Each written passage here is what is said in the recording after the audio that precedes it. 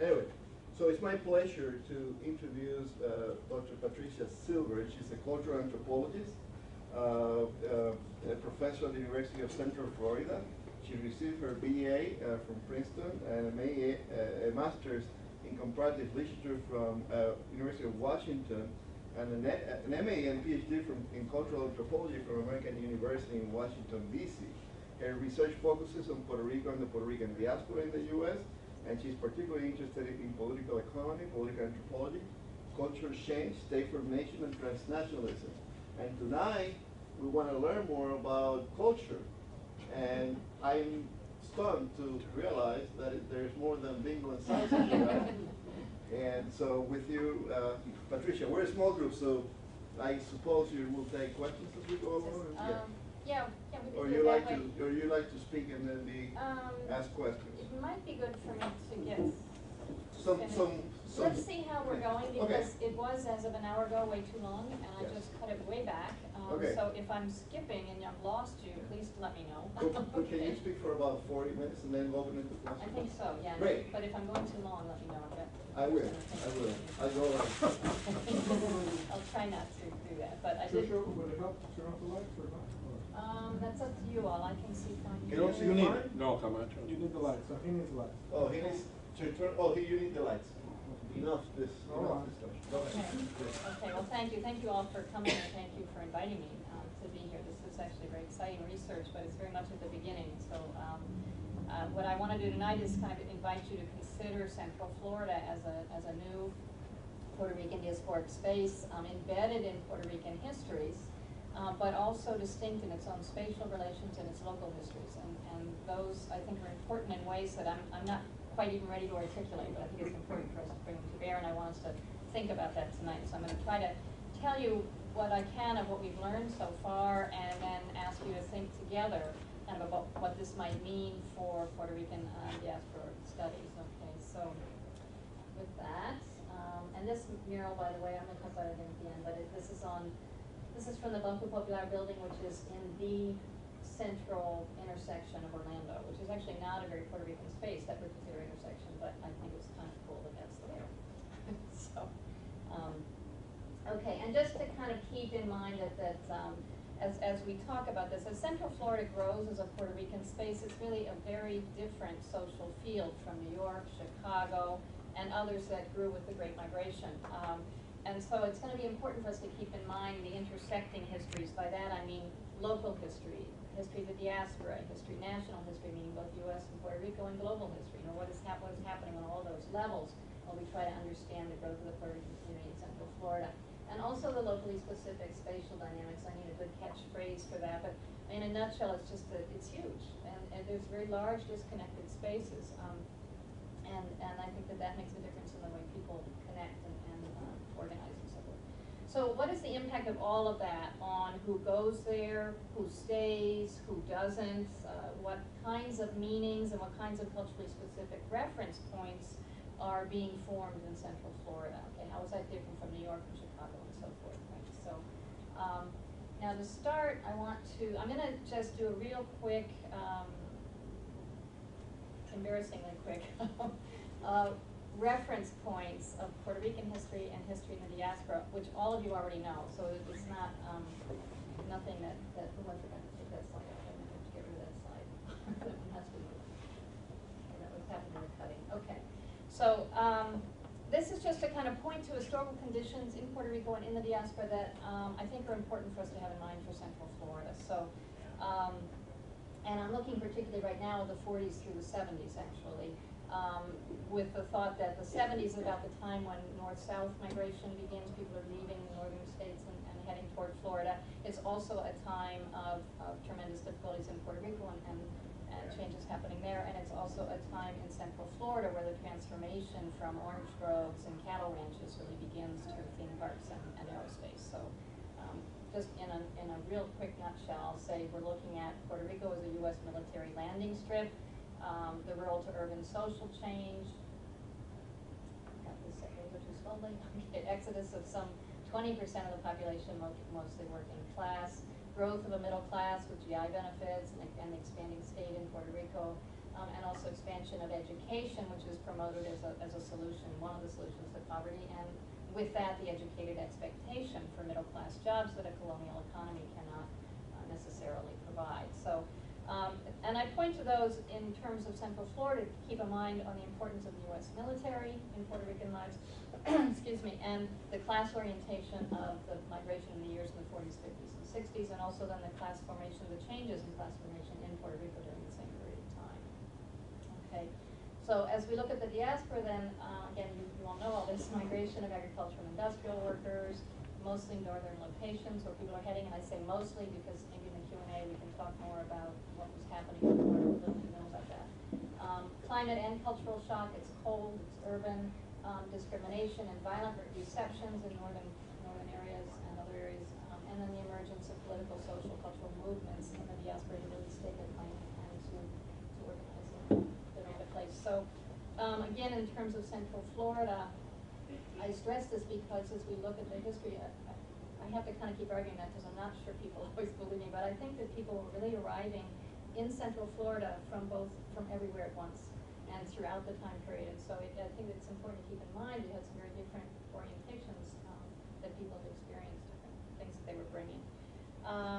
The one thing that is not on this list that I want to add is that, and maybe you all know something about this, we can talk about it later, anecdotally, in the interviews that we've done in Central Florida, I keep meeting people whose families, their parents went from Puerto Rico to the New York area maybe in the 20s and 30s. And they left New York in the 40s and went to Miami. And then in Miami, in the later years, they went to Orlando. And I think that is, I haven't met tons of people, but I've met enough to think this is something that needs to get researched. So I think that's, I don't have that on here because I'm not sure it's a known issue. Okay, so quickly, I don't know what you all know about Central Florida, so I have quite a few slides, so I'll try to go through very quickly so we have time for the other issues, but do you know things? Are we comfortable? I'm getting yeses and nos. Okay, well, I'm going to talk very fast and we can come back to it. In a nutshell, Florida is huge, much bigger than I realized when I moved there, and it's, but the dark red areas, those are kind of the counties that I'm referring to when I say Central Florida. And I'm going to give you another slide that's going to identify them better. I've quickly got the names there, but I'll get to them in the other slide. Then the slide in the middle is just to really emphasize the cross-section of highways. It's a car culture. You spend your life in the car when you live in Central Florida. And to the left of that, the other slide is just kind of a blow-up of what's called the I-4 corridor, which actually is, let's see if I can, this is I-4, right, cutting straight across Central Florida. And then this part of it is where the theme parks are, right? So it's all in kind of this area a little bit to the west of Orlando. And that is important, obviously, in terms of the development. Yeah? You're going to talk where the Puerto Ricans are? Yes, that's the next slide. Really? Okay, so where are Puerto Ricans? Okay, so if you look at Florida in general, then of course you can see the darkest county there. That's Osceola County, okay? And then I've done a blow-up of it, and here I can kind of name the counties a bit better. And identify them for you. Okay, this is Orange County, which is where Orlando is. Osceola County here, and Kissimmee, unfortunately, is not on here.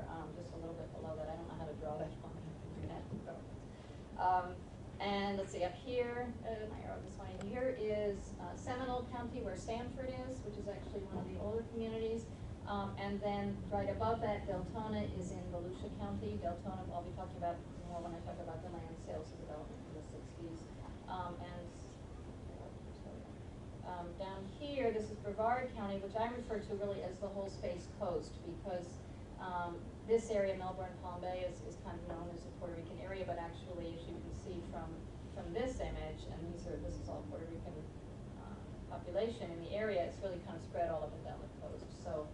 Where was the Puerto Rican elected? There's more than when?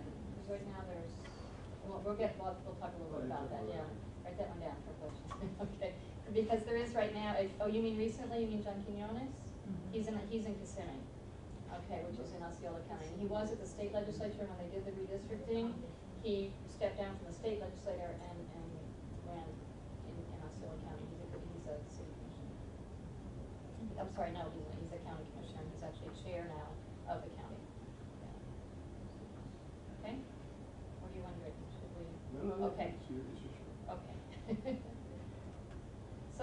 look at the numbers then, what does that mean by counties, not that you're familiar with which counties are where. If you look particularly at Orange County, of course you see the largest numbers.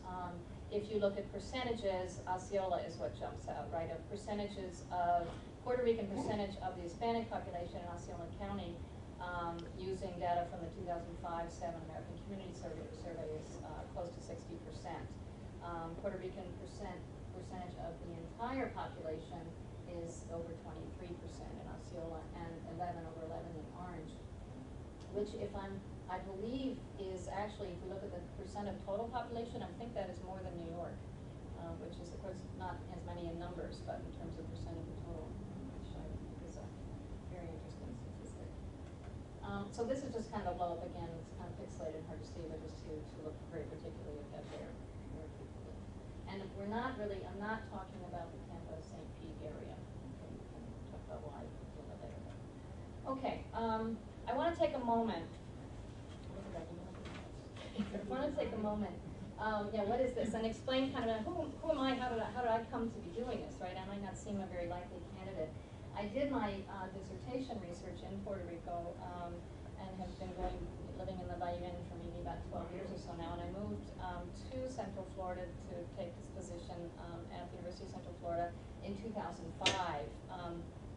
And I was at that point had been living in Puerto Rico. So I found myself as I kind of went back and forth doing what a lot of people in Orlando were doing, right? It was back and forth between Orlando and Puerto Rico. And of course, I'm an anthropologist, and I've been in Puerto Rico, and I'm very interested in Puerto Rico, so I started just kind of asking around and trying to learn things.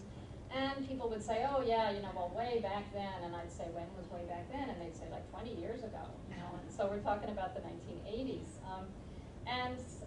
I did, with funding from Centro, I was able to do a seed project and did some participant observation, a few interviews, again with this focus, this idea that people had really come in the 1980s and maybe even the 90s mostly. And then, I learned that Roy Brown was born in Orlando in 1945, and then I was just kind of randomly, by total chance, I met this guy who was born in Sanford in 1949. Both of his parents were Puerto Rican. These are his parents, and I said, I want to meet your mother. What is the story here? And so I did, and I continued to pursue it, and discovered that I think that there's a story here that no one knows. And we're not talking about lots and lots and lots of people, but I think it's still an important pathway that needs to get documented. And because it's not a lot of people, it's also not very easy to find in the archives or in any kind of written documents. And so oral history and the tradition of Puerto Rican studies became really the way that we could at least try to capture what we could. And I'm also very appreciative that I was able to get funding from the Florida Humanities Council. They gave us a major grant to do this project, and out of that came a public exhibit in 2 different places in Central Florida, and it will become an archive. There's about 75 people that we were able to interview, and whose lives intersected with Central Florida between 1940 and 1980. So we actually made a cutoff time or actually should say the 1980s, because we really did end up interviewing people up until 1990. But sort of really the point that the Puerto Rican population of Central Florida starts to boom is when we actually stopped interviewing people. So you'll see my information tonight. I won't have the time to tell all the stories I would like to tell, but they are there, and it's a really interesting collection, and we can in the Q&A talk about them more. And what it did do is point to, between that and the earlier study, it just pointed to a lot of directions that we really need to look at. So I'm hoping that tonight many of you will get interested in doing that, or encouraging others to do that. Each of these has a story, which in the interest of time I won't go into fully, but these are the parents. They really just kind of point the directions. The pathway for these people to be in Sanford was really through the military. Her sister was married to a U.S. military man, and she followed her sister, and her boyfriend followed her, and they got married, and their kids still live there. The couple by the car, that's actually a Cuban-Puerto Rican couple. Their daughter was the first Hispanic city commissioner of Orlando, and they're one of the people that I learned, I didn't talk with them, but through her, learned of the story of moving from New York to Miami and then to Orlando. They're actually buried in Orlando. The girl below is, I just like this because her school application really says, I was here. Her father was stationed at McCoy Air Force Base, which is now the Orlando International Airport, and she told stories of kind of being there through the Cuban Missile Crisis and was moves back to Puerto Rico while her father had to stay in Florida, and the anxieties that produced for her. Okay. So just real quickly, this one was supposed to be hidden, but now I'll run through it. Okay. I was trying to cut things back and be shorter, so I had taken this out. I was going to tell you later, but this is just quick census data. This 60 and 70. 60 is really the first time that Puerto Ricans appear in the census data in Central Florida, and it's not probably real reliable either 60 or 70. I'm sure there's undercounting. That has to do with migrant workers and things we can talk about more later. But SMSA means the Standard Metropolitan Statistic Area, and it's divided by counties. So you can just see quickly the growth in population. What's interesting is that in the 1980 census, we can also start tracking where people were 5 years before. And there's about an equal percentage that before 5 years before being in Central Florida, they were in Puerto Rico, or they were in one of the other 50 states, including Florida. Quite a few, I forget the percent, I think even 11% were in Florida 5 years before. So that suggests a migration pattern to Central Florida that's coming from Puerto Rico, from the northern states, and also from Florida itself, probably. Okay, so what do we know from this very quick and intense project that we did this fall?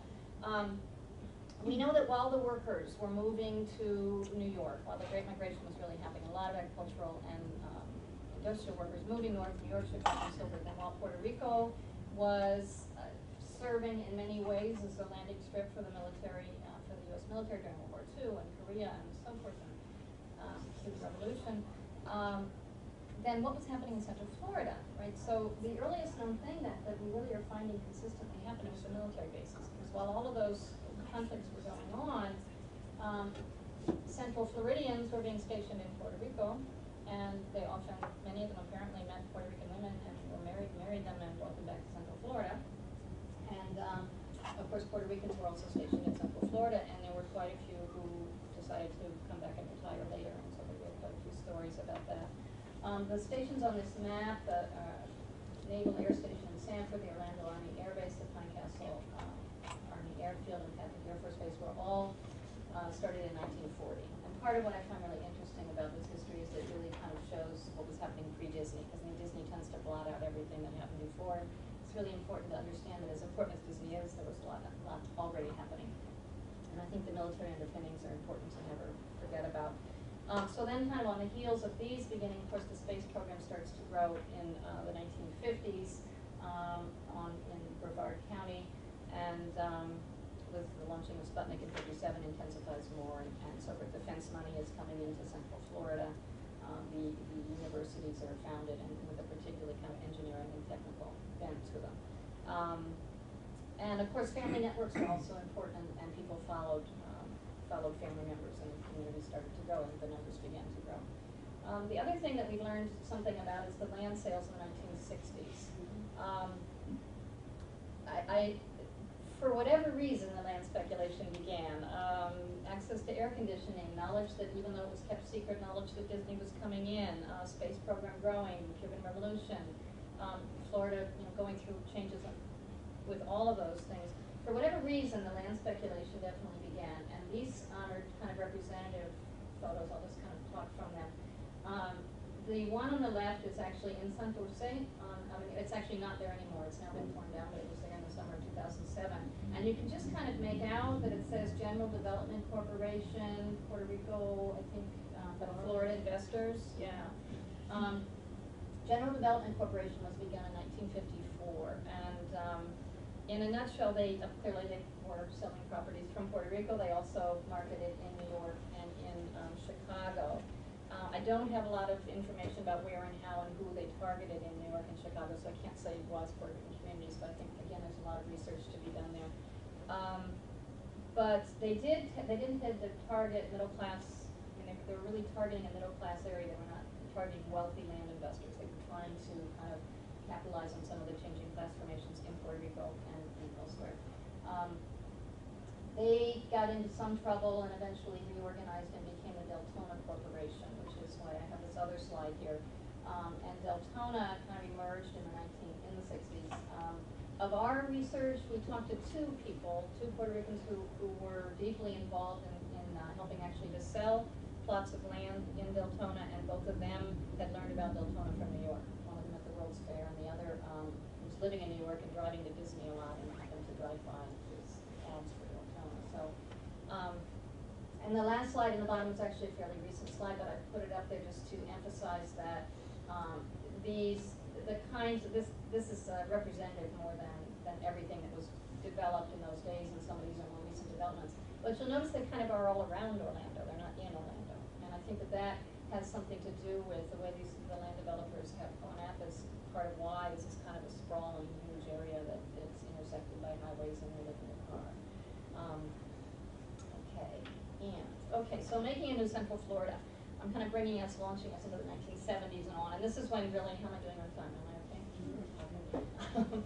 This is really when the Puerto Rican population of Central Florida begins to take off, the Central Florida development and growth takes off, and it's really, if you think back to that map, it's literally anchored with Disney on one end and Nassau on the other, right? That kind of geographically marks what we mean when we talk about Central Florida. And I want you to just kind of think about this as parallel to neoliberal ideologies taking hold in the U.S. And global political economy, the booms and busts of 936 in Puerto Rico, retracting northern economies, and the U.S. southward move in general, right? And there are opportunities in Central Florida. So for Puerto Ricans, there are opportunities in Central Florida. There is a climate that is closer to Puerto Rico. It kind of addresses that nostalgia in New York of always wanting to go back home. And there's a history already that we've seen now, and that through the military and through the land sales, people have been going back and forth. I've got stories about a guy who became a NASA engineer who first went there in the 60s, well before Disney, but his family, he was on a school trip and they were watching a moon launch. So anyway, it's people were coming. I guess it's anecdotal. I can't say exactly how many and so forth, but people were there. And I think that contributed to it being an area that people already knew something about. So I'm going to kind of just through photos look at, okay, the opening of Disney. Disney opens in 1971. These two photos kind of represent that for Puerto Ricans, they came both as tourists and as workers. The woman on the left actually was one of the military brides who found her way to Orlando. In particular, she moved to downtown Orlando in 1951, and she still lives there. And she was one of the first Disney workers. She started working there before it actually opened. And so she then worked for them for about 20 years or so. And the other photo came from El Mundo in the digitalization project that they have. This was actually apparently a trip of a group of about 100 students or children who went to Central Florida in 1971. Can you see that the little boy has a Mickey on his blazer? And it was a photo essay, so I couldn't pull much information. It's really like needle in a haystack. I'm trying to learn things, but it's interesting to see that in 1971. This is a photo from the NASA engineers. It's in 1981 at the moment of the first launch of the Columbia. And it's to just kind of represent that Puerto Rican engineers were involved in that space shuttle program from the beginning. The man in the middle of the front row, next to the guy with the dark glasses, went to Kennedy Space Center in 1976. He's a physicist. And he says when he got there, there was only, as far as he knows, there was only one other Puerto Rican, and he was from New York. His name was Sam Colon, and I told him. So anyway, Sam did not stay, but Juan did. And he tells me that he then suggested that as they were looking to recruit engineers, why not go to Maya West? And so they started in 1976 recruiting Puerto Rican engineers in Maya West, and there were 7 that came in 1977. And by 1981, there was actually, I think, a few more than this group, but that was who was available that day to take the photo. So it's just a good representative. Again, as I say, we're looking at this area that's kind of literally sitting between Disney and NASA, right? And so as there is actually active, and we know by the 80s that there was active recruiting of college graduates, both to Disney and NASA and many other places. So with this, of course, is going to come communities and churches and schools and so forth. Orange County started bilingual education in 1976. The photo I have here is not about that. It's just, again, kind of representative of schools. This is a a University of Central Florida dorm room in the early 70s. Now, this is not to give you the idea that there were lots of Puerto Ricans at University of Central Florida in the early 70s, but they were there, and they had a language day, and they marched around campus, and they really let people know they were there. And this was a few of the people that interviewed with us were so excited about the project that although they don't live in Central Florida anymore, they called in from where they lived and they did phone interviews. This woman lives in Virginia now, and somebody else who is in Florida but not in Central Florida actually made the trip for the exhibit, came and spent the weekend. They were all very, very excited. This is what I kept saying, it's about time, it's about time. Finally, and this is kind of my embarrassment in the research, I'm just kind of putting churches in, and churches are huge. I mean, absolutely, that's a huge gap in what we didn't do, nearly what we should have done with. Yeah. Hmm? Yeah. Yeah, very big. and it's even hard to know where to start. So that's just a line that somebody wants to do. But what I think is interesting about this one is that this is in 1981. It is from the first edition of La Prensa, which is a Spanish language newspaper that was begun in 1981 by a Puerto Rican gentleman named Manuel Toro and his wife, Dora Castronova de Toro. And although our interview research says, oh, when I got there in the late 70s, early 80s, there was nothing there. It was still old Florida. Nobody spoke Spanish. And yet in the first edition of La Prensa, these are all religious services. And they told me they didn't have Spanish churches. And yet, so that's obviously a contradiction that we need to explore. But they're, and whether these are Cuban, Puerto Rican, I don't know, but very many pastors with Spanish names, and quite a list being advertised in 1981. So, okay, so throughout all this time, it's important to just keep in mind that we have recruitment continues, teachers, engineers, nurses. It's really been constant. I'm sure you're all very aware of that. And I think it's significant in ways that I'm really not ready to articulate, but I think it's really significant to keep in mind that Central Florida and the Puerto Rican community of Central Florida really grew up together, and in a geographic space that is literally and figuratively sandwiched between this kind of technologically driven make-believe dreamland, right, and the militaristically and technologically disciplined social order. Although NASA itself is a very relaxed place, but it's certainly very tied into kind of military and precise precision. So I just think it's important to keep that in mind, and I'm not quite sure how that plays out yet, and that's part of what I'm hoping that we'll be able to think about some. So as the community grows, or as there begin to be more people, and I think for the early people, their option was assimilating, right? And so, but the question becomes kind of how do people find each other? And this is a quote from Daria Gonzalez, who is one of the people we interviewed with. He says, so those who went to Brooklyn stayed in that area, and those that went to the Bronx did the same, and those that went to New York also had a Hispanic neighborhood. But the Puerto Ricans that came here to Central Florida didn't go to a specific place. In other words, we came to live, but scattered all over the whole area. And so that's why I kind of call this connecting the dots. How did people find each other in those early days? What did they do? And interestingly, one of the larger, or most common places were grocery stores. There were a couple Cuban-owned grocery stores in Orlando, and everybody knew about them. One of them was so small you could only fit 3 people inside at a time. And everybody would hang around outside, and of course they would talk politics and exchange information, and where do you go and where do you find that, and so forth. And one woman, actually Dora Toro, when I was interviewing with her, she said, yeah, when you met anybody who spoke Spanish, she said, well, where are you from and where do you live? Because you wanted to figure out how you were going to stay in touch. You know, you weren't going to run into them in the barrio. You had to kind of find out where they were living. So, again, I guess some photos just to be somewhat representative. In 1977, it's kind of dark, isn't it? In 1977, the Asociación Borinqueña was founded, and that's probably the first really, cultural organization that attempts to bring Puerto Ricans in particular together. Although Asociación Borinqueña, this Daria Gonzalez is actually one of the people deeply involved in that, and this is he right here. And at first they met outside, and they managed to get a plot of land, and they built a small house. They met on Sundays, and it's grown. I'm going to show you a photo a little bit later to what it is now, but they were anyway. So this was in the early days. So I'll give you a second. So the other 2 photos down here are a couple other just general gathering points. That's Tony Croato on the guitar, and it's in a restaurant called the San Juan Restaurant in the 80s.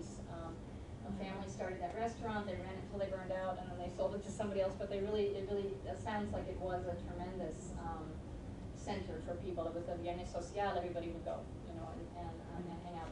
And the photo on the right-hand side, that is Manuel Toro with his sons at that restaurant. So, and in terms of radio and so forth, in 1977, of course, the grocery stores were when there was no Spanish radio, there was no Spanish newspaper yet. And then in 1977 in Kissimmee, which I also think is interesting that started in Kissimmee when we think of that as not yet quite as large a population. But La Mágica was the first radio station. Apparently had a very weak signal. It could hardly get to Orlando, but it was there. It was a Cuban-owned station. And then in '85, Onsecu began, which was in Orlando, and had jingles and logos and so forth in Puerto Rico. People recognize that. So, and I think I did mention that the newspaper La Prensa began in 1981, and there were other papers before that as well. Huh? What I was going to say is, in fact, that those were kind of spaces for bingo and salsa, right? And those were spaces that were really identifying themselves as, you know, we're here for culture. And I forgot to mention one thing, another comment there that Dora Toro made when I was interviewing with her when she was talking about what it was like to be there in the early years, meaning 20 years ago or 30 years ago now. And she said that where they lived, when the children in the neighborhood crossed the threshold, they were in Puerto Rico. They just, you know, you were in the United States, you're out here, and you're in Puerto Rico if you're out here, if you were across the threshold. And that was like this understanding that everybody had. And there were some rules that went with that, like you had to have shoes on in the house, okay, which I thought was interesting. That's what she would tell me. So right now, this slide's kind of saying, okay, so we're going outside, right? I mean, I think that relates to that cross the threshold and we're in Puerto Rico is that about that not having a lot of options other than assimilation, maybe for people who first arrived there. And as the numbers grew, then there's more kind of going outside and really making a more visible community. But community formation always entails processes of inclusion and exclusion, right? And so this is kind of beginning maybe to start to point to that a bit when we look at the ways and try to think about, well, how is the Puerto Rican community forming in Central Florida, and what are the things that really we need to look at more? Again, I have kind of photos to tell us a story with. This is Mary I. Johnson, who was the first Hispanic city commissioner in Orlando. Her parents were the couple by the car I showed you earlier. You notice her name is Mary I. Johnson. When she was running, all the newspapers referred to her as a housewife, no reference to her as Puerto Rican or Cuban or Hispanic. I saw one, at least not that I had found, I saw one that referred to as bilingual but didn't really bother to explain what that meant, even in what language, or what languages. So it's interesting because she was the first Hispanic city commissioner to Orlando, and then in the 90s moved to marry her name is Maria Ignacia Cristina Perez de Johnson, she told me. She said with a smile. she's a tremendous person. She then eventually became the Orange County commissioner also, so she moved from the city to the county, and has been followed by Mildred Fernandez, who is a county commissioner right now, and is kind of aspiring to be the Orange County mayor. We have a mayor of Orange County. I always found it a bit confusing, but but what's interesting is the kind of reactions to Commissioner Johnson. Everybody speaks very highly of her, but they don't really think she counts. Right? She's not really. So other people claim to be the first Boricua or the first Hispanic and so forth, but she doesn't really count. Okay, the next photos. This is actually from just this past a few weeks ago, the Puerto Rican parade in Orlando. And the photo on the bottom, this is Mildred Zapata, who was actually president of the New York parade at some point, I think in the, I want to say late 80s, but I could be wrong on that date. But she started the Puerto Rican parade in Orlando in 1992. And there she is, and in the upper right-hand corner, she's talking with Mildred Fernandez, who is the current Orange County commissioner who's aspiring to be Orange County mayor. Again, as I say, these are each kind of representative. What I found interesting both in this and some other cultural events is a frequent comment, something I think of a critique of the idea of marketing ethnicity. If you charge an entrance fee to the event, right? The Puerto Rican parade is free, you just go, right? And she and Mildred referred to that several times, and I've heard other people refer to various activities that are free and just go, and they're kind of contrasting them with some of the other fiestas that have come along, like there's a Calle Orange, which is modeled after Calle Ocho in Miami, and there's an entrance fee to get in, and they have lots of huge bands, and they're wonderful events, and people love them, but you have to pay like $15 to get in, and so I'm not quite sure where to go with that, but it's a comment I've heard frequently enough to know that it's something to think about and ask about. People saying, yeah, well, those, we didn't used to charge to go into these things, and so there's something. That's assimilation. So, and then this final one, this photo here is representative of maybe a little bit more actively taking it to the streets. This is actually a protest. I don't know if you're all, when Virginia Brown Waite referred to Puerto Ricans as foreign citizens, this was a protest that was organized in Central Florida. We got on buses everybody gathered in downtown Orlando and bused to Brooksville, which is actually kind of outside of the area that is Central Florida, but it's really more on the coast, and it's pretty far out there. The school teacher that moved there or something? Oh, that's another. She's actually, she is a congresswoman, and so there was this protest to just kind of be outside of her offices, and of course she wasn't there, and made some derogatory comments about the whole thing. But it's interesting in terms, again, of our trying to look at what are maybe the fault lines, what are the collaborations and contradictions and conflicts that are going on in community formation in Central Florida. The comments about the organization of this protest, as it was happening, of course, people were saying, well, even though Puerto Rico's been around for a while, people were going to say, well, who are these Puerto Ricans in Central Florida? What are they protesting? Why do they mind being called foreign citizens? What's all this about? And so the local public radio, which is run by Jose Fajardo, who's also Puerto Rican, there's a show on that on it that's called Intersections. Well, was that a national thing or was that a Central Florida thing? I'm not sure. But anyway, this particular one was interviewing Emilio Pérez, who was at that point the president of the Puerto Rican Chamber of Commerce of Central Florida, and they were interviewing Emilio to kind of find out. So let's get some education on who Puerto Ricans are. And he said a lot of things that I was caught it by surprise driving home when I was listening. And he got to this one point, and I almost had to pull the car over. I couldn't believe it. He said, well, the people that are doing that organizing, they're all from New York, and they've got this history of union organizing, like there's never been any union organizing in Puerto Rico, but okay. So they're all from New York, and they have this history, and they really, and they have to grow up because this is the 21st century. And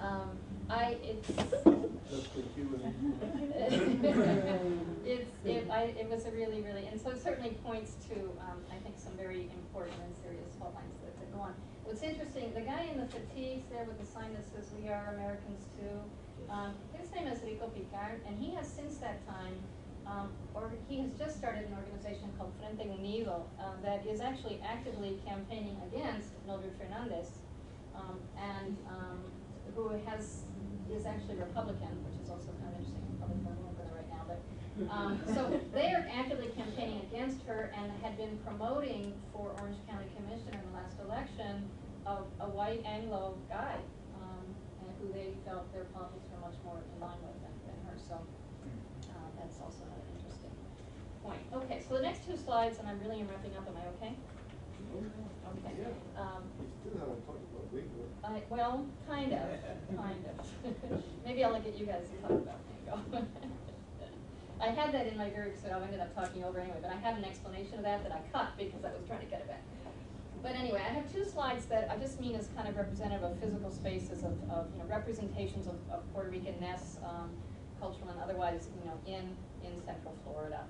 And this first one this is the Banco Popular building in the intersection I mentioned in the beginning, that is in the dead center of Orlando. Central and Orange is the intersection. Everything goes, numbers count east and west and up and down and so forth from that intersection. It's not a very Puerto Rican space, but it's certainly a very visible Puerto Rican presence. Although a friend of mine pointed out, which I thought was interesting too, that area of downtown Orlando has a ton of bank buildings, right? And they're big, tall bank buildings. And Banco Popular is the small bank building. But there are, I think, 10 or 11 different branches of Banco Popular around Central Florida and in many different places. And it points to the fact that I think in general, like I've been to a relocation expo in Fajardo that was sponsored. It was part of a convention that was happening there. That is the Centro Unido de Detallistas, and they had paired with the Puerto Rican Chamber of Commerce of Central Florida. And I don't know if they're still, I'm not sure if they're still there. Are you familiar with this? Okay. But they had kind of a combined, they invited the group from Orlando to this, and I went to this convention in Fajardo, and the Central Florida presence was huge, and a lot of it was real estate companies selling real estate. And there were seminars on helping people learn how to move to Central Florida and how to maybe open up not close down everything in Puerto Rico, but open up a second branch of your business in Central Florida. And so there are definitely, very conscious links, conscious strategy to create these institutional links. So I think it's another interesting thing about Central Florida is the visible presence of Puerto Rico through institutions and large institutions, right? Ana Jiménez is there, Banco Popular is there, Seguro Multiplex, and so many Puerto Rican-based institutions that are very visible there. So now I'm going to talk a little bit about Bingo and Salsa. Bingo and Salsa. So this is the Asociación Borinqueña as it is today. The process of building this building, anyway, it's a long story, and we will go into it more later, but you drive down one of the main drags, and you kind of look off and like, oh, look at that! Oh my gosh! But it's been the original building. I mean, everything about this building. There's been constant kind of conflict and problems that have gone on. That again is kind of a sadness. But it needs to be. Well, I think there needs to be a lot more. Is it a non-profit oriented towards services? Yes.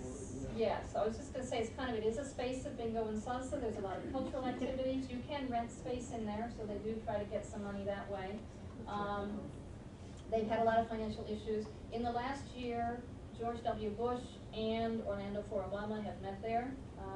The present president is actually a real Bush supporter, but so I thought it was interesting that Orlando Obama was there. I think he tries to be open to everybody.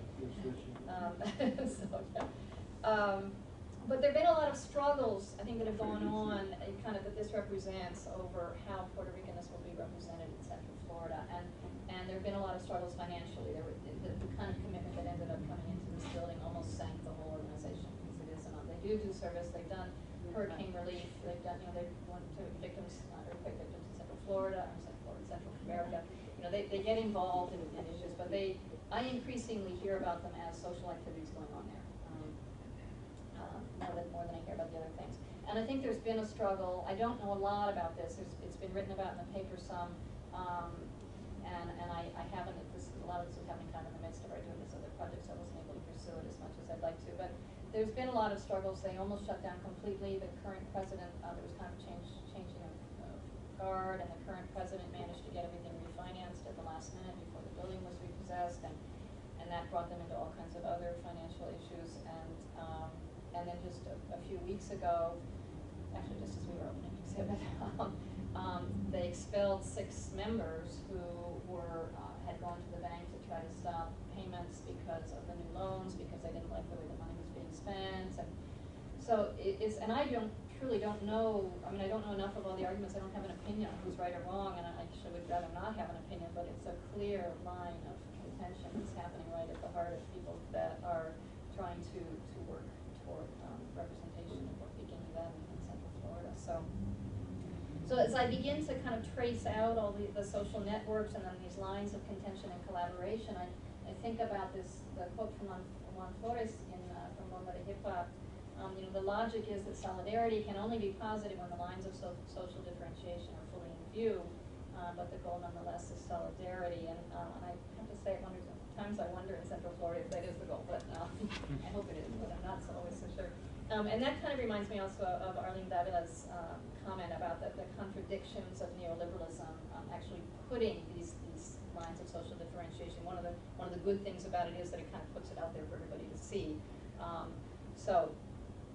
was going to go, I'm going to stop with this slide. I think I had a couple more, but I'm way over time. So so I think that the question then is kind of in Central Florida, you know, what would this look like, right? And how would it look compared to New York, for instance, or Chicago, or anywhere else, or Puerto Rico for that matter. And I think the things that have emerged, at least with the research we've been able to do so far in Central Florida as important, are that people are coming from everywhere, that the simultaneity of development of Central Florida and the Puerto Rican community in Central Florida, and it's not kind of moving into a space that was fully already had this thriving economy. And that this has happened in the dawn and spread and deepening of neoliberalism as an ideology underlying the global development practices. It's also, I think, really important to think about this as a cross-class migration. And to understand that even though it often gets, I think it gets referenced most as a middle-class migration, which it certainly is, and the middle-class professionals are very visible, and there are these kind of constantly proliferating professional groups and so forth. But I think that, like, when we go to Duani and Matos Rodriguez's report, which is really the only thing that's been published to date on this, that some of the stats that they took from the 2000 census gets me to wonder, like 10.9% of the population over 25 have a bachelor's. This is of Puerto Ricans in Central Florida have a bachelor's, and 3.8 have beyond that. That leaves an awful lot of people, and this is over 25, so it's not counting school-aged children. 23.3% are operators, fabricators, laborers, 20.7 working in service. Median family income, 33,500. But, and this I think is interesting, and Jorge points to this, 33.3% earn over $50,000 a year. So that suggests, I think, a real split, you know, between who's earning and who's not, perhaps in Central Florida. So I'm going to actually stop with that, but I will just kind of show you some representative bingo and salsa photos. Ooh, I see what happened. I think that I'm sorry, what? That was dancing. I was gonna, hang on, I gotta do this. That was the answer? No, dancing. Oh, okay. I just realized I had this set to be the last, to come back to the slide so you could see the mural again, because I thought it might kind of make more sense to you now, so that's it. We have a lot to do, and I think it's important to kind of look at this and say, what does this mean for Puerto Rican studies for the diaspora? So. Thank you very much. I have a question. Before we go to questions, Yes. I have to answer. It's a public announcement. We need your help to reconstruct histories in a lot of locales. So I need every one of you to fill out the contact information. And we have an emissary that's going to go to Florida. Yeah, that one, yeah. At least your email. And we, you know, our head librarian, Rachel Nan, is going to go to Central Florida.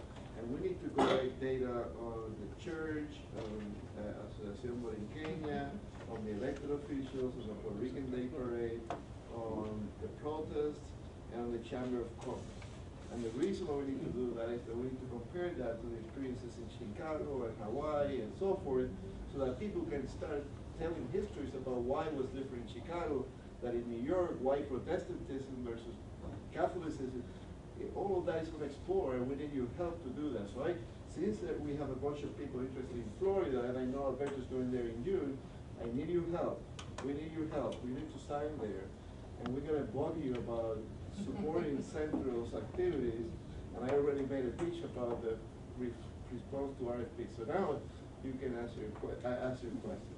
It's two Thank you. parts. The first part is simply, in what language were the interviews conducted? And then I'll tell you why I'm asking that question. Okay, in both. It depended on what the interviewee wanted. The project grew. We weren't sure when we started whether we were going to find 2 people or 200, and it went more towards 200. And so we very, very quickly needed to train a bunch of interviewers, because originally Natalie Underberg and I don't think I mentioned Natalie's name in the presentation. Natalie was the other director of the project. We did this together. She works in digital media, and she's a folklorist. And she produced actually digital stories from the interviews that are really quite wonderful to watch. And so we thought that we would be able to do this between the two of us, and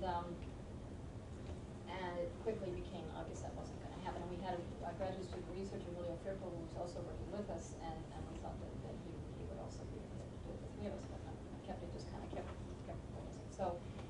we went looking for students and we put out an announcement and so forth, most of the students that we got who really wanted to help were not fluent in Spanish. We had one Puerto Rican student, we had one Dominican, we had someone who is actually from Jamaica but had spent time in Chile a lot.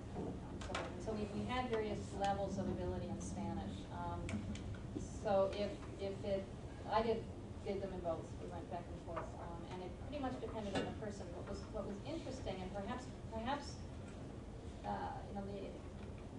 relationship between interview and interviewee is always so interesting. And so I arrive as a gringa, and they don't really figure that I can speak any Spanish.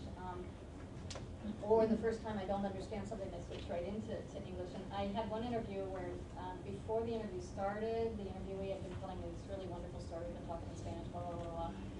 And then we started the interview, and I think I asked her if she wanted to speak in Spanish or English, and she said Spanish, and then went into English and did the entire interview in English. And of course, she's perfectly comfortable in both. And at one point I said to her, tell me that story that you told me in Spanish. And she said, you want that in Spanish? And I was like, yeah. And then she told it to me in English. It was really interesting to kind of watch the language dynamic. That sort of confirms my feeling, is that I got the feeling from your presentation there was really a lot of dispersion, the community dispersed, and in that process usually what happens is they lose their language. They don't have the support for it from the people around them. So I had a feeling that they probably switched to English or were comfortable in English more quickly than in a community like El Barrio, where you have a lot of support for the language, and there are people who've lived there for 15, 20 years, and who, my girlfriend's mother lived there for 20 years and never spoke English. Yeah. So, but I have a feeling it's different, that the language phenomenon, the language loss phenomenon, or the language, I'm not sure how to call it, but that it's just different down the line. Well, and I think that and I'm not sure, it's an interesting question whether that's really pertinent to Florida or to this particular time in history as well. That many of the people who've come to Florida might also be the children and grandchildren of the people who went to New York, right? So, and Chicago and so forth. And so there's also that generational change, I think, going on. I think there's also some people who interviewed, I know like one that the engineer from NASA that I pointed out, he went, again, we would chat in English, and when they are in Spanish, off the recorder, and when I would start the recorder, they would switch into English. And in one case, somebody said she wanted to do it because we're giving them copies of their interviews, and she said, my grandchildren won't be able to understand it if I don't do it in English. So people chose kind of and went back and forth.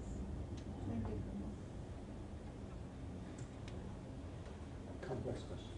Okay. Multiple parts. So you're looking at 2009, about 30 some odd years post-flash migration. In the 70s, middle late 70s to now, 30-year time span, large population. Yeah. Half a million people. Quarter actually. Quarter. Yeah. That's a lot. So I compare that, let's say, to mid-40s, early 40s, 30 years later in New York. What happened in New York in 30 years, culturally, social institutions? What happened racially? So could you say a little bit more about that in two dimensions? Race, we know that in New York you had the migrations out of the center, and so the lighter-skinned Puerto Ricans went to Queens and the Bronx, and the darker-skinned stayed in the Barrio and other closed areas. Is any of that occurring? Are there distinctions of race in the migratory patterns there? And second, about your first word up there, culture. What aspect of culture is it that is perpetuated? Again, looking at the comparisons of the 30 years post-flash.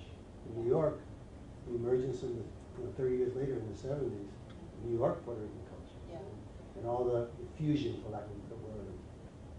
Is any of that occurring in Florida? Yeah, and I think I can't answer you completely because the comparison is exactly where we want to go as we do more research and learn more about what's going on in Central Florida. And I think what I know most is from the research that I've done in Central Florida, and I don't know as much about New York, so I really kind of love to hear what you all have to say about that. So I'll kind of answer what I can tell you about Central Florida, and then let's think about how does that compare to the New York situation.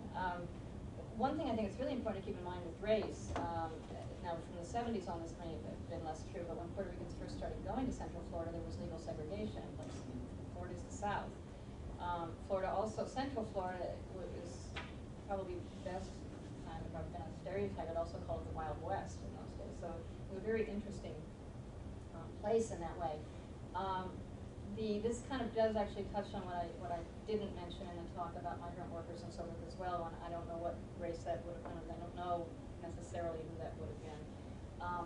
We have like no data on migrant workers in Central Florida, and I'm sure they were there.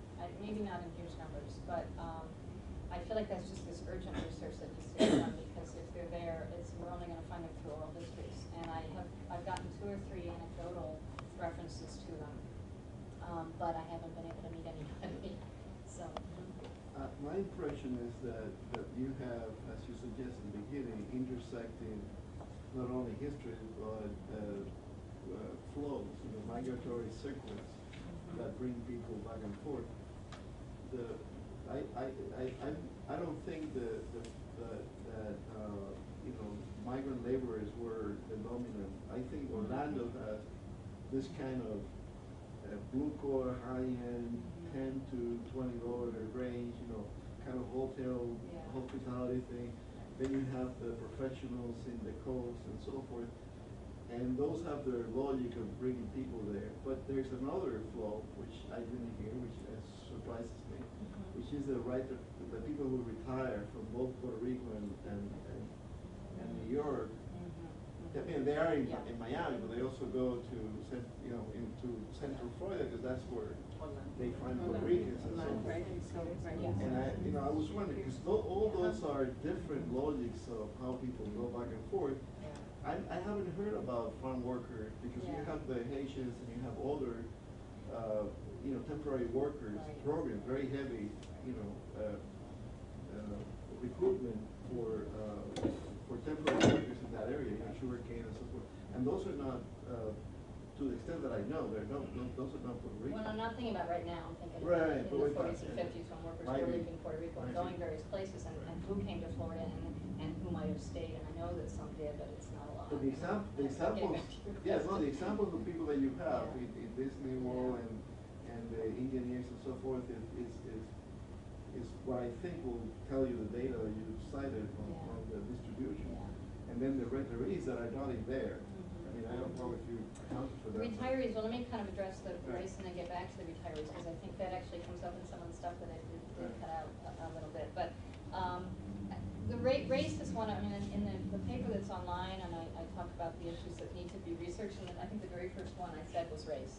And because my research has been largely historic in a time when segregation was in place, and I thought, I really kind of struck me as I met people and the snowball went on that it was very much more light-skinned Puerto Ricans and dark-skinned Puerto Ricans that I was meeting. And I wasn't sure whether that was happenstance. I didn't quite know what all that is about.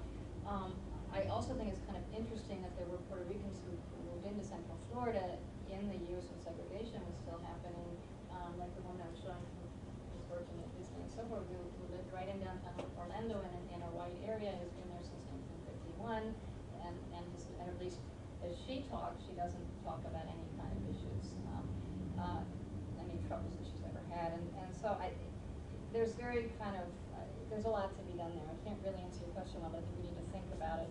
And the way in which the migration might have changed, say, over 70s, 80s, and 90s is data that I haven't done yet, so I can't really speak to that. But that needs to be done as well. And what did you ask about culture again?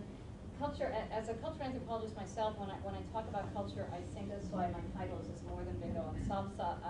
I think of culture as about politics, economics, as much as anything. I think about it also being about desire and memory. And I think in this title may change before it's published, but I think that it really points to questions about cultural representation.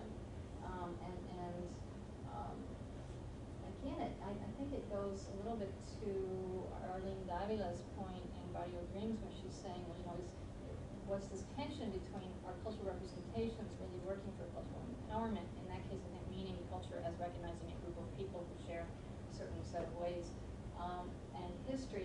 or is cultural representation being used as a marketable ethnicity that's really kind of underlying or helping to support neoliberal economic developments? And I guess I kind of think this title goes at all of that. Culture is bingo and salsa, but not in a frozen bingo and salsa way. It's like what are we, who's there at the bingo table, and what are they talking about, and why is it that it's bingo? And dominoes, of course, which isn't in there just because that wasn't in the quote of the person who said this to me, but domino tournaments in Central Florida are huge, right? So who goes and who's there, and what are their social relations? So I don't know if that addresses what you're wondering. Well, And then I don't want to take up more time, but I'm thinking more. What are you thinking about? I'm thinking more in terms of what happens over time to generations in terms of the culture issue. So it's not just culture in terms of entertainment or the fine arts or popular arts. I'm thinking more in terms of how people change. And so in New York, we've gone through these cycles of people moving out and Americanizing, and then others sticking with it and going back to rediscovering Puerto Ricanism. So what happened there? Is it a outward continue? Are the second and third generation Floridian Puerto Ricans Americans the way Cuban Americans are Americans? Or are they Puerto Ricans like de Dios Amor or de Yauco? ¿Todavía con esa conexión? Or are they something else? Yeah, okay, I'll do my best to address it. And I'm going to actually touch on retirement and then get back to that too, because I think it ties in. Some of the things that I cut out was actually to, when we look at it as a military area, military retirement is huge. That's a lot of, and many of the military personnel who are retiring to Central Florida are Puerto Rican. So there's actually a huge kind of veterans association and so forth. And I think the land sales also tied into that, because people had bought land and then came to retire. And then of course it becomes a thing, and there is a movement to retire. Although I've also met people who've moved like to Central Florida to work and then go back to Puerto Rico to retire, right? So I think that process is happening as well. I can remember, I should have jotted down everything I was thinking as you were talking about culture. The thing in Central Florida, and what I can do is tell you what I know about this, and then I think that I'd ask you all to say, how does that compare to New York? You're looking at a population of people that, as I say, are coming from everywhere. So you have people coming directly from Puerto Rico, and you also have the children and grandchildren of people who went to New York, and I keep using kind of New York where I really mean the different northern spaces, to Central Florida. So I think it's a fascinating question. What does Puertorriqueñidad mean? Is there even a general understanding, which I don't think there is, of what that might mean? And I think what I'm trying to begin to think about it is I'm reading about memory studies, and I'm starting to look at that and thinking about something that gets referred to as post-memory. Post-memory meaning that I haven't actually directly experienced this, but I've heard my family stories about it. And so my idea about this is actually a post-memory as opposed to an actual memory. How do those compare and play out in Central Florida? I think that people do, I could be very wrong on this, but my sense is that at least among the people who came in the 70s and 80s, they came to stay. They didn't necessarily come to try it out and leave quite so much as maybe in some, and they, of course, I've talked to people who did stay, so the next step of the research is to talk to people who didn't, because I don't really know about who didn't stay. And I think that makes a difference then in the kinds of things that they taught their children and so forth. Anecdotally, I've met somebody who grew up in Central Florida, so she would be somebody who was born, and she's just about 30 years old. She grew up in Central Florida. She's blonde hair, blue eye. I met her at in a neighborhood barbecue, and I was new in the neighborhood, told her what I was doing. She says, "Oh, my parents are from Puerto Rico." And I thought, well, that's a really interesting comment, right? And I think that addresses what you're saying. Diana Arisa, who is at Albion College, and has written some that will be in the journal, Central Journal, Central Florida, or on Florida that's coming out, is looking more specifically at what you're asking about. She's really looking at second generation youth identity, and she's been doing a lot of surveys in schools and talking with people, so we have some interesting information on that side. But I don't know if that helps kind of try to compare to New York, if it's enough little anecdotal data. What do you all think about how that might compare to what happened in New York? So I think it's significant that the people that are in Florida come from the military, and that would be highly Americanized, absorbing those values as distinct from those of us that came to New York, and the New Yorkers that would be relocating to Florida.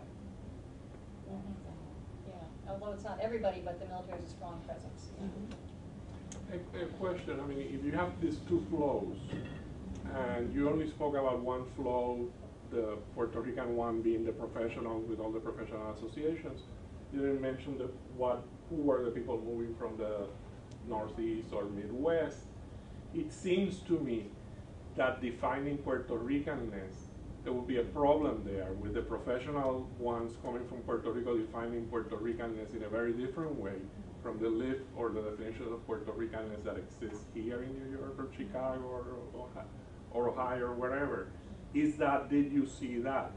Exclusive definitions of Puerto Ricanness that said, okay, we are Puerto Rican, to be Puerto Rican is to be born there, have your parents born there or speak Spanish, and those who come from New York or whatever are not. Are not, there's absolutely that tension that goes on. And yeah. I'd like to add Okay. to what's in Javier's comments. I have family in Orlando, a lot of family, and also Tampa. Most of the family, my family has gone to, those that have degrees have gone to Orlando, and those that do not have degrees have gone to Tampa. When I went to Orlando and I started visiting the religious organizations and the different organizations, social organizations, educational entities, and so on, there was a joke about, oh, but you don't speak like the New York, and that kind of like anti-New Yorker type of stigma, right? And the other thing was that That's very island-like. yes, and then that's the other point. I noticed that there was like a knowledge bank in Orlando that were practically coming all from Puerto Rico, and they were all doctors and like the whole knowledge bank from Puerto Rico left Puerto Rico at one point, and I'm like, what's going on here? Everybody's here from Puerto Rico. And it was incredible. Now, when I go to Tampa and I go to the different places, I see the diversity in terms of the kinds of Puerto Ricans that are in Tampa, and I went to like 3 different areas, and it was interesting the kind of experiences that I had when I was in Orlando and when I was in Tampa. May I add a comment in regards to that? My experience in Orlando is that the communities are still very divisive. The Puerto Rican community from Puerto Rico, and I found interesting that there was something about the people from Ponce. I think that is something that we need to find out. Apparently, from all Puerto Rico, Ponce is the one that sends more people to Orlando or to the Kissimmee area. Or what I found interesting was the Ponciana area. So I said, could it be that it has something to do with the name? Because people will actually, you will sit in a restaurant or you will go to a mall, you're in Central Florida, and I will ask these questions, and a lot of people will say, a lot of the people that are here are from the area of Ponce. Those are from the island. And then Puerto Ricans from the island will make comments, like she said, interesting comments about the Puerto Ricans from New York. Yeah. So when you question someone, that was my experience. That was not a research. But when you question someone in regards to who they came, you're Puerto Rican, yes, I'm Puerto Rican from New York. They will identify themselves like that. Or I'm Puerto Rican pero de la isla. That was very important in the Central Florida area, that they identify themselves like that. But just like she said, in Tampa, that was not an issue. You're just Puerto Rican. Whether you're from the island, whether you're from St. Petersburg, it doesn't matter. You're Puerto Rican. And I think that a couple things I wanted to just, before I forget to say them, another on your list of things is to, I think there's a real difference also in Orlando and in Kissimmee and in Deltona and on the Space Coast, and we tried to do this because nothing has been done. We tried to do it all, which of course is not possible, but I hope it at least opened up lots of cans of worms that we know we need to kind of think about.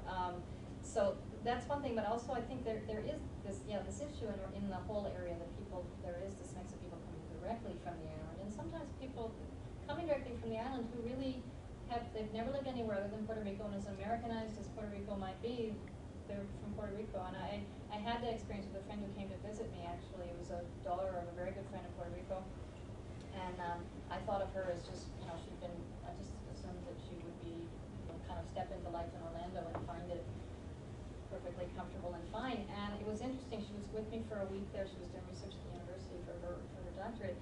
And we had several kind of exchanges where I realized, well, this is really the first time, I said, this is the first time we've actually really lived anywhere outside Puerto Rico for a while, isn't it? She said, yeah, it is. And I hadn't quite put together what that might mean. And one of the conversations we had was I was actually teaching a course at that point, looking at Puerto Rican issues, and I was putting together my lesson plan and talking about the Puerto Rican diaspora, and she was like, how can you talk about this? They're not Puerto Ricans, they don't even speak Spanish, and you all know the drill. So, and it was interesting because and she was really angry with me. She was very angry with me. I was like, oh, what do I do now? And by the end of the week, we were out doing something, and we'd had a lot of different experiences with a lot of different people, and she said, I get it now. And it was just like over a week's time. It was really interesting to kind of watch the process that she went through. But that's to me why this is my idealistic side, but I really wonder whether Central Florida, in an odd kind of contradictory way, isn't a remarkably, it doesn't have some kind of really interesting potential for a new kind of solidarity that would take a lot of real careful analysis to think about, because there's a lot of slippery ground around there. But I think that exactly these kinds of conflicts that are going on and are very much out in the open. People they just say them, you know, like, oh, they're not really Puerto Rican. They don't speak Spanish. They're from New York. You know, they got to grow up. It's the 21st century. I mean, those are really interesting comments. Pedro, and I think we can take one more. Yeah. No, I would like to mention that here in Central we have the records of the Migration Division of the Commonwealth of Puerto Rico, and I know that we have some records, and the Migration Division at one point opened an office in I think it was South. It was in Miami, I think it was, but I'm not sure exactly the exact location. And I know in the photographs they come very often, the images Maurice and it was promoted and mentioned a lot in Puerto Rico, but it's also South Florida. And I remember also at the time period that the Department of Puerto Rican Community Affairs in Velasquez, they opened an office in Florida, and probably that we also have some information about that in the archives. And they ran a farm workers center program. But so I wonder if in your research and have you meet with people in the community, if there's any mention about the role of the Migration Division of the Puerto Rican government within the creation of the movement of people to Florida? Historically, like for farm workers and so forth? I think, I'm thinking several things. In my own kind of trying to find the vanishing farm workers, I found a document written by Fernando Colon talking about, and you probably have it, I think maybe you sent it to me, but no, I think I found it in La Colección Puertorriqueña in Puerto Rico, but it's a whole kind of description about farm workers in Florida, and she talks in there about the fact that this is actually an area where we're steering people away from because of segregation, and yet I also have a study that was done of a group that was in the Miami area in like 53, 54, and so forth. What's interesting is that this is anecdotal, oral history, so forth. The Fernando Colon's niece is in Orlando, and she has memories. She grew up in Miami, and spent most of her childhood driving with her father, who was a trucker, across Central Florida. And so they would go through field. I guess she's one of the people who said, "Oh no, we met Puerto Ricans, and they were there." And she then moved back to Puerto Rico for a while. Anyway, she came back to Orlando, I think, in the late '80s, and early '80s. But anyway, she came back kind of after many years, and worked in hospice. And one of the people that she worked with in hospice, which lived kind of more on the way to the Space Coast, was a Puerto Rican couple that had come as migrant farm workers and had built their home in Bithlo and had been living there, and their kids had gone to school there. And unfortunately, we can't talk with them. But through her, she's actually on my list of things to do immediately. we know that this project is done is to get back in touch with her and ask her to really see what, all the things that she can remember from her aunt, so, and those stories, so, I don't know if that addresses your question. There's things out there, my answer is always, there's more research to be done. There's just so much. The central has some materials. Yeah. I think we see a few hands, so let's make it short. I've already said something, so that's somebody else. Let me ask you this, because the numbers grow of the population in Central Florida, is there a sense of a emerging political community development agenda? And also my other question has to do with, what's the relationships with the Cubanos further down and other Latin American migrations that also increase? And I didn't try to go there because that's a talk in itself. Yeah, I think the relationship between Cubans and Puerto Ricans is obviously really interesting. You're a diplomat. No, it actually is really interesting to me. But there, and politically, it's fascinating to me that the Puerto Ricans who have been elected to office are Republicans. And that's not completely true anymore. And of course, at the moment we're wondering, is there going to be a change? What is going to happen over the next decade? But is this going to be a blip, or are we going to actually see a change in direction? So, but the Orange County Hispanic caucus of the Democratic Party is all Puerto Rican. It's very largely Puerto Rican. And yet the people there in office, like Fernandez and others, are Republicans. And I wondered a lot about and of course that ties in with Cuban Puerto Rican politics going on. Not only Miami and Orlando, but Cubans in Orlando, right? Because there was actually, a significant Cuban population in Orlando as Puerto Ricans were coming in also. And I think, to answer your question in a word, yes, there's a lot of a sense of movement, of political movement, and there's definite agendas and projects and programs in place. And I find the photo that I had of Mildred and the two Mildreds, I would really like to know what that photo was all about. It's probably a very interesting conversation.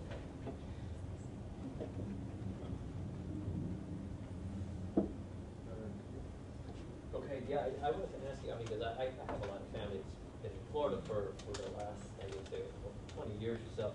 So I traveled to the area, and for me, the interesting thing about Orlando is that it reminds me a lot in terms of racial and class divisions in Puerto Rico. There's a lot of that, but in a new American space with some of the other variables. Where my question is going also is around issues of race. Because there's a lot of tensions, a lot of racial tensions, not only within the community, some of the stuff that people here have already been sort of pointing to, but also with African Americans. And I wanted to get your sense of what you make of that. Yeah, I'm not addressing race well, which is not because I don't think it should be addressed, but I think it's a study that absolutely needs to happen, and I have felt not well equipped to do it well, and so I have again anecdotal things that I've kind of watched and observed. I see movements towards solidarity. I've been to again some of the Hispanic caucus meetings that are intentionally African Americans and Latinos together, kind of strategizing on how we're going to get this country back. And I've also heard comments that I would, trying to couch them one way or another, but that are really very derogatory. Or I've heard Puerto Ricans say, we haven't had any problems from the whites, we're having problems from the blacks. So, and again, I can't say from that what is by any means. I wouldn't pretend to be an expert on that because I don't know, but I think it very, very much is important. And I definitely see, there is, in the taking to the street and looking at that, there is definitely a group of people that are very much interested in building coalitions, cross-racial coalitions in Central Florida for social change. That is, is that there? Yes. Is that what you're most aware of when you pick up the paper, when you walk down the street, when you get handed out leaflets at the mall? No. That you kind of have to be around and look for that. And otherwise, I'd say it's still heavily segregated. Comment, no question, right? Did you have to make a last comment? It will be a comment, actually, because I do have relatives, and I guess the lady here reminded me, living in Tampa, and I think the churches are a tremendous source of language maintenance, at least in the case of this group. in Tampa. My cousin is very involved in the church, and everything is done in Spanish. And this is a group that I think by and large has migrated from New York. And they have held on to their Spanish. And so the church plays a very pivotal role, I think, in that language maintenance. And these are people who come from different parts of the Tampa area to the church, and that's the time where language gets sustained. Well, thank you very much. I'm sure Patricia will stay.